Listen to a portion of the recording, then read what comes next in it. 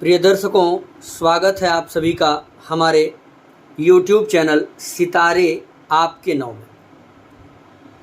अगर आप अपनी जन्म पत्रिका के अनुसार जानना चाहते हैं कि आपका इष्ट देव कौन है, वास्तव में यह एक महत्वपूर्ण बिंदु है कि आपका इष्ट देव कौन है, क्योंकि आप किस मार्ग पर चल रहे हैं वह मार्ग आपके लिए सही है या गलत, यही तो निर्धारण करती है जन्म पत्रिका। इसी को कहते हैं ज्योतिष शास्त्र।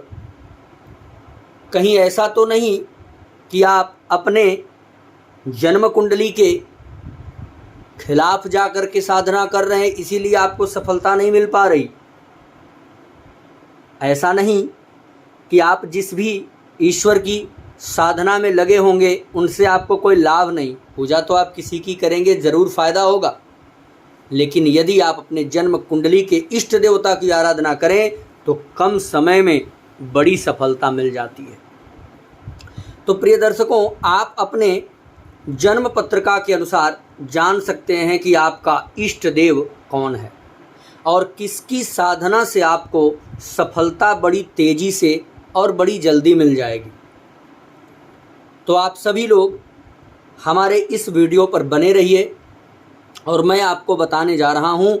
आप अपना जन्म चार्ट, लग्न चार्ट इसी प्रकार खोल लीजिए। आपके भी चार्ट में इसी प्रकार से 12 खाने बने होंगे और कुछ न कुछ गिनती लिखी होगी।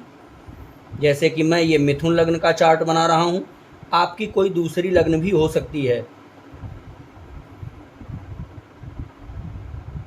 9, 10, 11, 12, 1 और 2।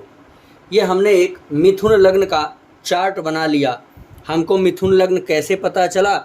यानी ये कुंडली का जो पहला घर है इसमें 3 नंबर लिखा है, तो 3 नंबर मिथुन राशि है, इसलिए इसका लग्न क्या हो गया? मिथुन लग्न। अब आप भी इस प्रकार से अपनी जन्म पत्रिका अपने सामने रखिए और मैं आपको फार्मूला देता हूँ कि कैसे आप जान पाएंगे कि आपका इष्ट देवता कौन है।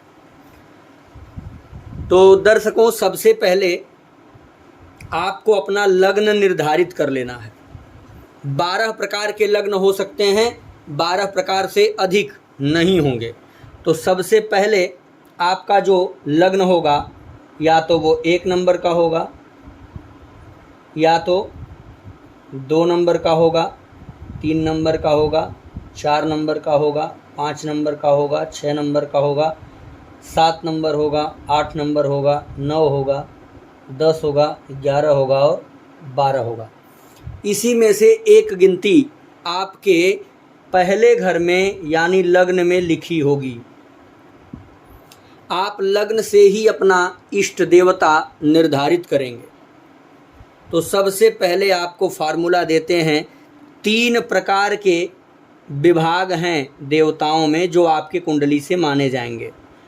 पहला भाग होता है शिव का,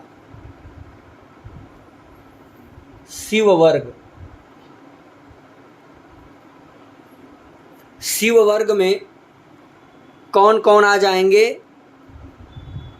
तो पहला शिव, पार्वती,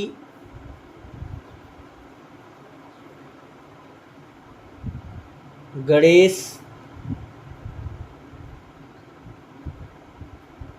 हनुमान जी, कार्तिकेय इत्यादि इस शिव वर्ग में आ जाएंगे।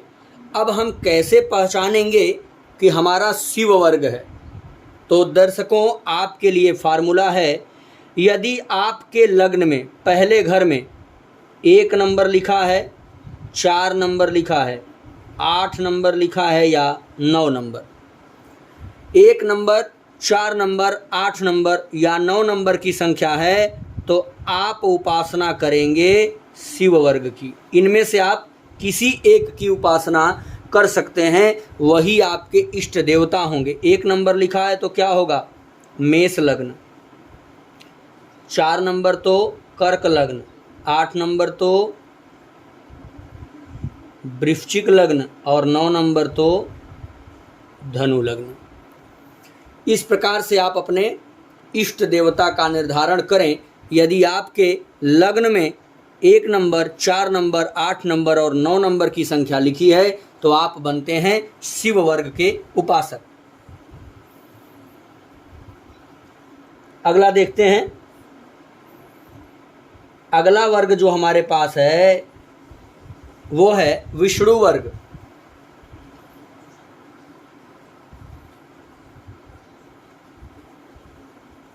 विष्णु वर्ग, विष्णु वर्ग कब लगेगा? तो विष्णु वर्ग में आ जाएंगे राम कृष्ण, भगवान विष्णु के अवतार जितने हैं उसकी उपासना आप करेंगे। विष्णु वर्ग के आप प्रेमी होंगे, नारायण के प्रेमी होंगे। अगर आपके कुंडली में मिलता है लग्न में 2, 6, 10 और 11 नंबर यदि आपके लग्न में लिखा हो, यानी आपका लग्न वृष, कन्या, मकर व कुंभ हो। वृष, कन्या, मकर और कुंभ लग्न के यदि आप जातक हैं तो आप आराधना करेंगे विष्णु वर्ग की, भगवान राम की, भगवान कृष्ण की, नारायण की, विष्णु की आप आराधना कर सकते हैं और आपको बहुत जल्दी सफलता मिलेगी। आप ध्यान रखिएगा, किसी भी इष्ट देव की आराधना करते हैं तो 3 से 4 महीने बाद आपको बेहतर रिजल्ट देखने को मिलेगा। इस प्रकार से आप अपने लग्न के अनुसार निर्धारण कर लीजिए। अगला और लास्ट वर्ग बनता है शक्ति वर्ग।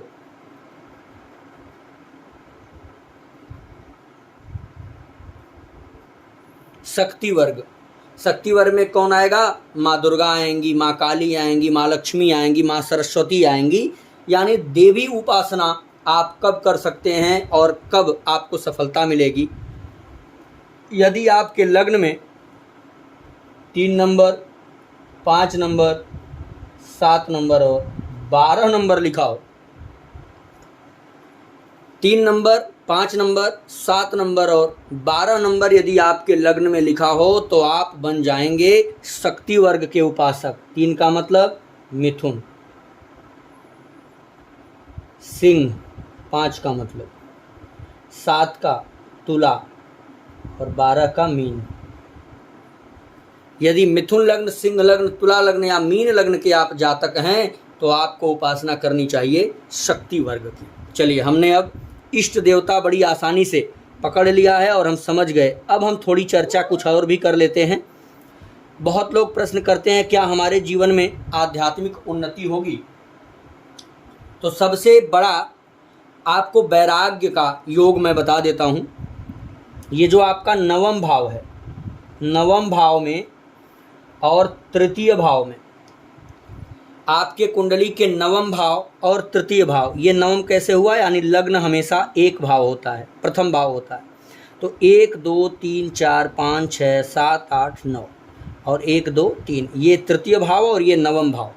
अगर इसमें शनि महाराज बैठे हों, शनि महाराज बैठे हों, अपने स्वराशि के हों, अपने उच्च राशि के हों, तो यह योग बन जाता है। यानी ये 10 नंबर के गिनती के साथ हों, 11 के या 7 नंबर के गिनती के साथ हों तो यह योग बन जाता है। और वहीं यदि इन भावों में चंद्रमा बैठा हो, यानी 9वें में या तृतीय में चंद्रमा हो, स्वराशि का हो, उच्च का हो, तो भी यह योग बनेगा। और यदि शनि चंद्रमा दोनों ही 9वें या तृतीय में हो जाएं तब भी यह योग बन जाता है। वहीं यदि चतुर्थ भाव में शनि 10 नंबर, 11 नंबर या 7 नंबर की गिनती के साथ हो तो भी ऐसा जातक वैराग्य में रुचि लेता है और धार्मिक उन्नति करता है। अगला एक योग लोग पूछते हैं कि हमारे जन्म कुंडली में आध्यात्मिक उन्नति कैसी है, तो उसके लिए पंचम भाव देख लीजिए, 9वां और 10वां। पंचम, 9वां और 10वां को देखिए। अगर पंचम का स्वामी नवम या दसम के स्वामी के साथ युति करे या दृष्टि संबंध बनाए तो आपके जीवन में आध्यात्मिक उन्नति बड़ी अच्छी हो जाएगी। जैसे यहाँ पंचम का स्वामी हुआ शुक्र और शुक्र कुंडली में यहाँ बैठ जाए शनि और शुक्र एक साथ हो जाए तो क्या हुआ, नवम का स्वामी और पंचम का स्वामी दसम में ही युति बना करके बैठ गया। ऐसी स्थिति में इस जातक के जीवन में आध्यात्मिक उन्नति बड़े ऊंचाई पर जाने वाली है। इस प्रकार आप समझ सकते हैं। आप बने रहिए हमारे वीडियो के साथ और देखते रहें हमारा YouTube चैनल सितारे आपके नौ।